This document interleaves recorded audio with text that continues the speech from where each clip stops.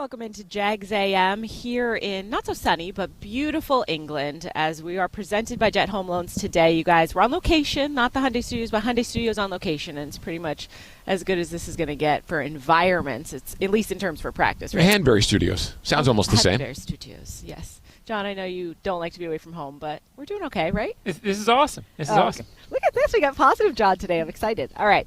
Let's get into our big things right away. Big thing number one this week is going to be Josh Allen. And this week, Josh Allen can mean two different people because, as we know, we have our Josh Allen, and this week we're going to be facing off against Bills quarterback Josh Allen. And that will not be a light test because what we've seen from him the last couple of weeks, Brian, has been him at peak form. Well, he threw the 3 interceptions on opening night against the Jets, and everyone said, well, there's Josh Allen, he's regressing. Since then, he's thrown 8 touchdowns and 1 interception, completed 77% of his passes, and, oh, by the way, these Bills have scored 38, 37, and 48 points for an average of 41. You name it, they're doing it well, especially on offense. And Josh Allen is playing like an MVP right now. Well, when he's right, he's as good as any quarterback in the league, including Mahomes, mainly because he has that running ability where he can just run through guys. His issue over the years has been every once in a while he has a game, much like week 1, where you say, there's that guy. It's a very dangerous task, and they need, again, for the Jaguars, Josh Allen, to be the best Josh Allen on the field, which a couple years ago he was. You can look at numbers. 6'6", 250 looks different on some people. This is a big. If you stand next to him on Sunday at any point, you will see he looks like an offensive tackle, right? I mean, he's not quite as heavy as an offensive tackle, but he's just massive. Broad shoulders, long arms. When he's in the pocket, he's very difficult to bring down. And more so than that, when he gets up a full head of steam, he's not scared to put his shoulder down and push through someone to get to the first down marker. He is as dangerous a quarterback as there is. John, are we going to see another example of the battle of the Josh Allens like we saw last time where our Josh Allen had a day? Well, you sure hope so. I mean, I got a question a couple of days ago about will the Jaguars use the same strategy that they did 2 years ago? Well, they're not going to want to use the 9-point game plan. So not going to hold those guys to 6. Well, I don't think they're going to want to score 9 either. So I don't think they'll use the offensive game plan. But if they can have a game plan where Jaguars Josh Allen is disruptive and somehow get the Bills Josh Allen into one of those days where he forces something, where he just does stuff he doesn't want it to, that's what you want. And this Josh Allen, meaning the Jaguars, this year, there's no reason to think he's not going to play well right now. So I think there's a chance. You could absolutely see Josh Allen, but I think it's more likely if the Jaguars win on Sunday that you see Trayvon Walker's name coming into it because they desperately need more pressure from him off the other edge. And, while we're at it, the guys pushing the pocket on Sunday could really help force him to step out and give them a better chance. But they really need Trayvon Walker to come through on Sunday because the Bills are going to slide the protection towards Josh Allen, knowing what he did to them 2 years ago and knowing what he did a week ago. Our big thing number 2 this week is going to be cavalry because we've got some help coming back this week. Cam has been taken off of the suspension list, so he's back practicing. He could be available to play this week. Zay Jones is a potential possibility. Agnew's working his way back. When you look at that, is that hopeful for us? I mean, I know things aren't going great on the offensive side of the ball right now, but some people are coming back. It's always better to have your guys than not have your guys. Sure. And I do think Cam Robinson, if he can play left tackle, will matter. It would enable them to move Walker Little somewhere and help. Everybody, when Cam was suspended, there was this overall feeling of, well, his contract might be up at the end of the season. Let's move Walker Little there. Don't worry about it. Maybe even Trey. Brian, when guys are starters and 5 or 6 year starters in the NFL, they're that for a reason. Cam matters this offensive line on the field and off the field. Well, the reason the conversation about the salary cap came up is because he's got a $23 million cap figure next year, one of 4 players over $23 million, and they have to pay a quarterback, maybe a cornerback, maybe a pass rusher. So that's why that conversation came up. And honestly, the inside of the line has been so ineffective that they need Cam back so they can move Walker Little in. And I'm going to talk about that to a greater degree coming up with this or that. So I'll talk more about the fact that you get Zay Jones potentially back this week. He's such a clutch guy for the quarterback, and we haven't seen him in a couple of weeks. He's always seemingly there when he needs them. And it's not just like the dump off. It's, there's Zay 22 yards down the field on 3rd and 9. And not having him the last 2 weeks, the offense has seemed a bit out of rhythm. Not that Zay Jones is the heartbeat of the offense, but he's more important than people give him credit for. We talk about Christian Kirk, Evan Engram, Calvin Ridley, Travis Etienne. Zay Jones is no less important than any of them when you look at the overall flow of the offense. And I think it's big. One other guy, and I don't know that he's back this week, but we could hear today from the head coach that he is going to be activated to the 21-day practice window is Dwan Smoot. Yeah. And we've talked about the practice and the pass rush. That would be an interesting one. Hope to find that out this morning. Antonio Johnson's been practicing as well, so there's a lot of names of different people that'll be coming back in the coming weeks, so that's something to keep an eye on for sure. Our final big thing today is second of 4, because it's the second of the 4 big AFC matchups that they have this season. Obviously, Kansas City was one of them, the Bills this week, and then we'll have Cincinnati and the Ravens a little bit later on in the season. And of the AFC elites, right, that's kind of where you measure yourself up against them. John, I know we'll go into a little bit of the Kansas City versus this game with the Bills, but it's always good to see where you're at against a team you know will be around in the playoffs. Yeah, it's I think of the 2 games that they played in London, last week really mattered. I think that had more of a must feel than this game has. If you drop to 2 and 3, you don't want to drop to 2 and 3, but if you drop to 2 and 3, you've got the Colts next week, and you still feel like it's still within range if you drop this game. This is more of a measuring stick game. It's one of 4 or 5. Don't forget Frisco's in there too. I know they're not in the AFC, but you talk about a monster game. So this is one of those, and you would like to get it. If you don't get it, it's not the end of the world. Don't love the chances if the Bills play well, because the Bills are at such a high level right now. It's not knocking the Jaguars. Bills might be the best team in football right now. I think they are, which is why I think this is interesting, because with Kansas City, you know how they like to play, and you've been close. I mean, you can go back and look last November, last January, this game that we just saw in September, and now you get a completely different Bills team than this club has seen in a while. 2 years ago, they were coming off of a big win in Kansas City on a Sunday night, and I thought we'd see that powerhouse Bills team. We didn't. I mean, for whatever reason, they were completely ineffective. They were totally flat that day. It was a 9-6 game. I expect that we're going to see on Sunday those Bills that put 48 points up against the Dolphins, that powerhouse football team. And I want to know how this team matches up. Sure, I think we will definitely see some of that on Sunday. Here on Jags A.M., one of our sponsors, Fields Auto Group Jacksonville. Step up to luxury, fieldsauto.com. We'll be right back talking a little bit more about what's going on in the division in the AFC South. So we're back here on Jags A.M. this morning on location in London as the team prepares for their second game abroad, as they'll take on the Buffalo Bills this week. But we're going to check in around the AFC South, see what everybody else is doing, because everybody's tied at 2-2 right now. So the playing field is up for grabs, and the lead is up for grabs, I guess, depending on this week. We're going to start it with the Titans, who just beat down on the Bengals, which I don't know if it says more about them or it says more about where the Bengals are at right now, if they're just falling apart or what's going on there. But it's crazy to see. This league is so interesting because 2 weeks ago, the Cleveland Browns just took apart the Titans. They couldn't do anything right, and they beat them 27-3. Then you go get a team that many consider to be a favorite in the AFC this year in Cincinnati, and they did everything right, and they beat them 27-3, right? I mean, which team is it? I'll say this. They got a big game from Derrick Henry, which is what has powered them. It's made Ryan Tannehill so effective since he joined them in 2019. If they can continue to get that, we'll see the good Titans. On the days where he's bottled up, it's all on Tannehill and his arm, and they don't have the receivers necessarily to take over a game. But when the running game works, man, they're good. Yeah, and it really is a week-to-week league. And in the AFC South, 2 long-standing NFL truths have come to be. Week-to-week league's one of them, and you just don't know what the league is until about 5 or 6 weeks in. Are the Titans that team? I don't think we know yet. I've said all along, though, count them out at your own peril.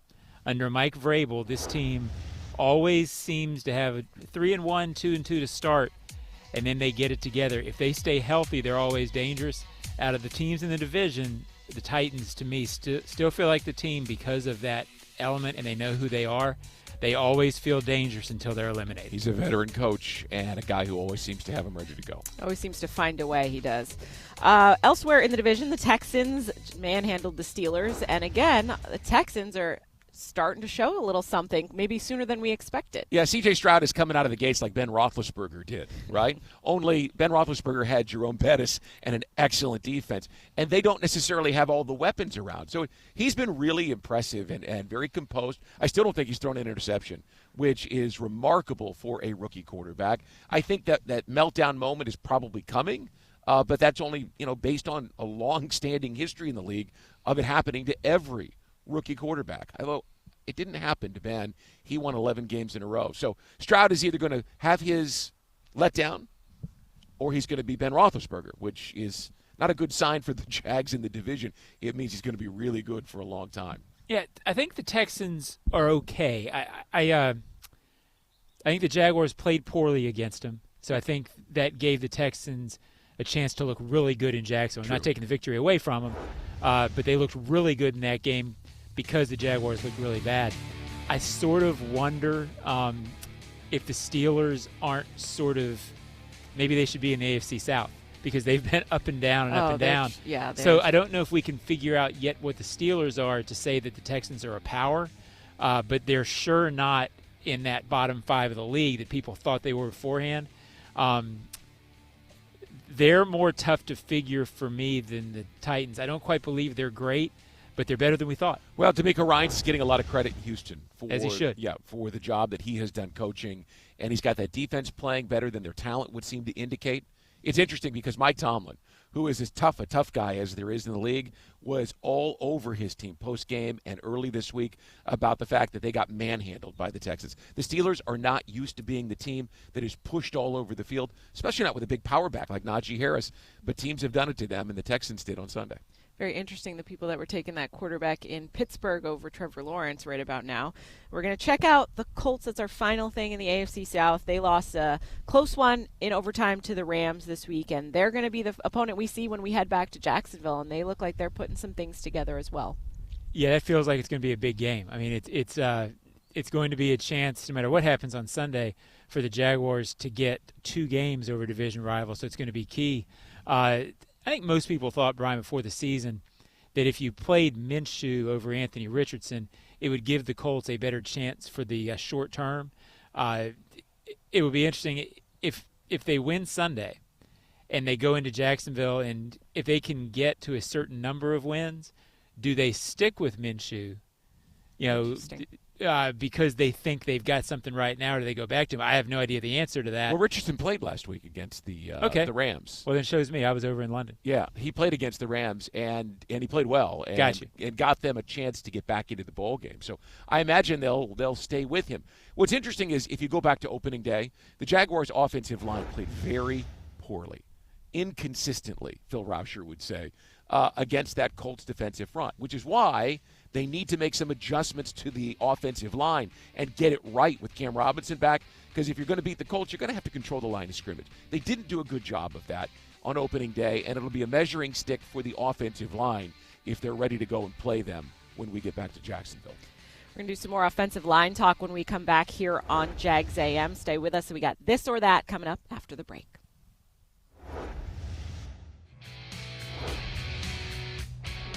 Y'all boys good? Y'all look good, man. I'm great, baby. I'm great. Y'all look good, man. Let's finish this. Pistol formation. Play fake. Trevor rolling left. Fire that's caught by Evan Ingram. He's got a 45 into Falcons territory along the near sideline.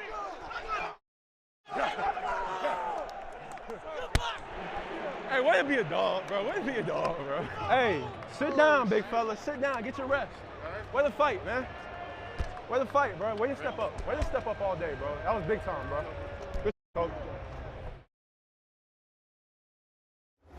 Mic'd up for us this week in that game at Wembley Stadium. I found out we are 3-0 when Evan is mic'd up, so we should do that a little bit more, I think. Right, put one on him permanently. Seems Was to be that working the out for Evan us. play where they were still singing Sweet Yes, Carolina? he talked about that. That was fantastic. It was so That funny. was- He was that- like, yeah, I knew they were coming to me, and I couldn't hear anything or the snap, so I Yeah. just kind of ran. I was The like, Brits love Sweet Caroline, bro. oh, they sure do, I like which it I too. didn't know outside of Boston, but apparently it's very popular here in the UK as well. So we're going to get to our Price.com this or that today. Brian, do you want to kick kick us off. What's your this or that for Well, us? the Jaguars have a rare opportunity because you've got a starting left tackle who is coming off suspension. You've got a left tackle who has started in his place, who has played well, and you've got a valuable reserve who is extremely close with this quarterback.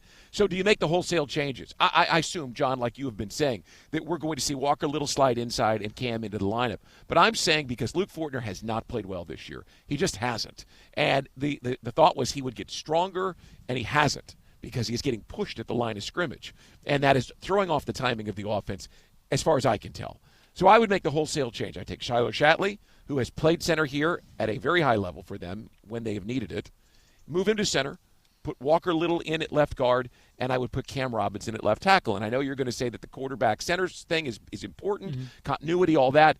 But Tyler Shatley he and Trevor are very tight, right? They share the same agent, they share the same pastor, they share the same alma mater. I mean, these guys are tight, and I think he's a calming factor for Trevor Lawrence. So I would go ahead and make the wholesale change. Yeah, I certainly wouldn't rule that out. I don't think we'll have a great idea if that's going to happen or not, maybe till game time. I think they you're didn't. right. I would not rule it out because of Shatley's strength, and they have gotten too much push on the interior. I don't think it would be a bad idea. The counter argument against it would be, as you say, there is some continuity, not only with quarterback, but with offensive line calls that teams don't like to change centers unless they have to. I think it's a fascinating storyline all season. I mean, all week, though, yeah, Brian. Agreed. I'm curious if Cam will get in immediately because there's still some speculation about whether he'll be ready to go. He's been around the team, but he hasn't been practicing yet, so I think he will be. But he wasn't in great shape in August, and they were unhappy with him. He needed to dial it in while he was away. From what I've heard, right, from people in the building last week, is that he looks good. okay, well, we'll have And to my see. guess with Cam is he probably knew he wasn't going to need to be ready until now. Right. He's a veteran, knows how to get his body ready. I would guess that's the case. We'll see. That's what I've heard. All right, John, what's your this or that for us this week in terms of kind of a tough test? Well, tougher test. The Kansas City Chiefs, who you would think would have been the toughest test of the season, being the defending Super Bowl champions, and they're brutally tough no matter what, or the Buffalo Bills in Week 5. Before the season, I think most people would have said the Chiefs. And this is nothing against the Chiefs, but when they came in, Brian, you remember Travis Kelce wasn't quite up to speed.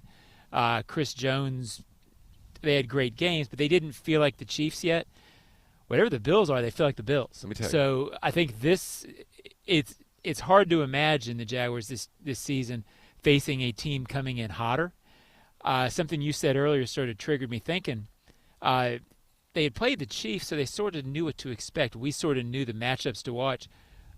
With the Bills, I don't think anything that happened 2 years ago really matters relevant. this week. I have no idea what to expect. I do expect that this team, meaning the Jaguars, needs to score at least 28 to win this game. Yeah. Maybe more. You could see the defense holding them into the 20s.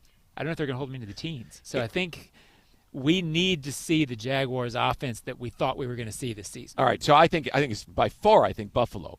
And people will take this as an offense towards Kansas City. They don't mean it that way. They beat you with scheme. They beat you by putting wide receivers in the pattern that you can't possibly cover and a quarterback that you can't possibly stop. These guys just overpower you at the line of scrimmage. You realize they're averaging 41 points a game the last 3 games, and the Jaguars have scored 42 points in the last 3 games. They're holding their opponents to only 8. This is a game of power, and they are just giving it to people. A number that I came across. Number one, we've talked about the Jags' red zone problems. The Jaguars have 9 red zone possessions. They have 4 touchdowns and 3 field goals. 9. They've scored 1 touchdown in their last 6 trips to the red zone since opening day. The Bills have 19, and they've scored 13 touchdowns and 5 field goals, and they're doing it with the power. So I say this is a much greater test. Yeah, Miami was the flavor of the week last season. I mean, last like week Kansas City, they 7. beat you with more guys than you can cover. But the Bills, I think, are only 11 points behind Miami in terms of total scoring this season. The Bills might be the flavor of the season. You know, That's we what I said did there, flavor of the week and then flavor of the Buffalo season. flavor. That's TV Yeah. stuff. Yeah, I like know that. you're really good at it too, John. I just want to point out, we talked earlier about how good a league it is week to week, and we talked about Tennessee giving up, winning 27-3 one week and then losing 27-3. How about this? The Dolphins score 70 and then give up 50. Yeah. Right? How good are you? Week to week. They're good, but are they as good as the Bills? I don't know. All right, my this or that this week is going to be part of the players returning. If, we have at this point on Wednesday, we don't know if Cam is going to start this weekend. That's definitely a possibility. And then Zay Jones, from all accounts, was expected to possibly be available for this game against the Bills. So if you can only have one, which one would you rather have back first, and who's a bigger, has a bigger impact, I guess, right out of the gate? Cam or Zay? It's tough because, as Brian said earlier in the show, Zay matters a lot, and I think he gets overlooked because they have so many receivers. Yep. I'm going to go with Cam because the offensive line has been such a struggle. I don't know that I love the pick, but I think for this week, I'll go with Cam, Brian. Well, I'm going to go with Cam as well, because Cam strengthens two positions at once, right? He strengthens left tackle, and he also strengthens left guard. And that's not a knock on the way that Walker played left tackle. He played well. But you're bringing in a veteran guy, and he strengthens two positions at once. And so I'll say Cam, though, if Zay plays, I expect him to make a couple of critical third-down catches. So it's a toss-up. And that's really where they've missed him. Zay in the big moments. Trevor, everybody talks about the continuity and the timing that he has with Christian Kirk.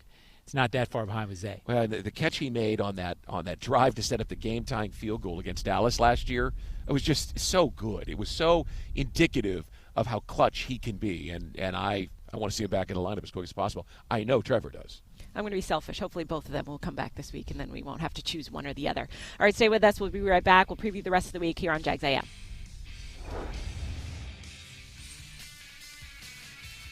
And we acting like dead toys. Andy's coming. Andy's coming. Andy's coming. Andy's coming. What a great read by Darius Williams. He literally jumps the route in front of the wide receiver, Drake London. This is the first interception that Darius Williams has had since going all the way back to November of 2020. And what a big moment to get it when his team needed it on the road at Wembley. And now they're having fun. Group celebrations in the end zone. Great job. In the locker room before we board the plane. No, I know. I remember that. I said, Yeah, you I got the hardest celebration. Yeah. Andy's coming in the room. Yeah. Turn around, we fall out. And they go right. That's woo-woo. I said, bro, no, it's not. It's for the kids. 1995 Toy Story. That's for the kids. Yeah. It's for the kids, guys. That was fun stuff. That was cool. Really cool. I told you we were going to look into it, do our investigative powers, and we found out Zay is the originator of the Toy Story celebration idea. Evan Ingram, apparently not a fan, but it went over well with everybody else. How could you not be a fan after watching how good that Toy Story broadcast was? It was a lot really of fun. good. Yeah. It's pretty cool, and I love to see it. Anything different, anybody get everybody else engaged, and it's fun. Why not? Let's try it out a little bit more. You know, the reason they do the things is to grab the kids' attention, right? Sure. In such a cluttered media world. My 18 and 19-year-old were talking about it. So, of course, they grew up watching it. Yeah. So I know you said your son did too. Oh, no doubt. And what a cool thing for Zay to embrace it and make sure it happened, and then not the defensive players to get into it. They really are a bunch of kids sometimes, and that's pretty cool. Pretty cool to see. All right, we're going to be here for the rest of the week in England. We've got a regular media day schedule, so we'll update you and get you ready for Sunday's game against the Bills throughout the week. We'll see you tomorrow on Jags A.M.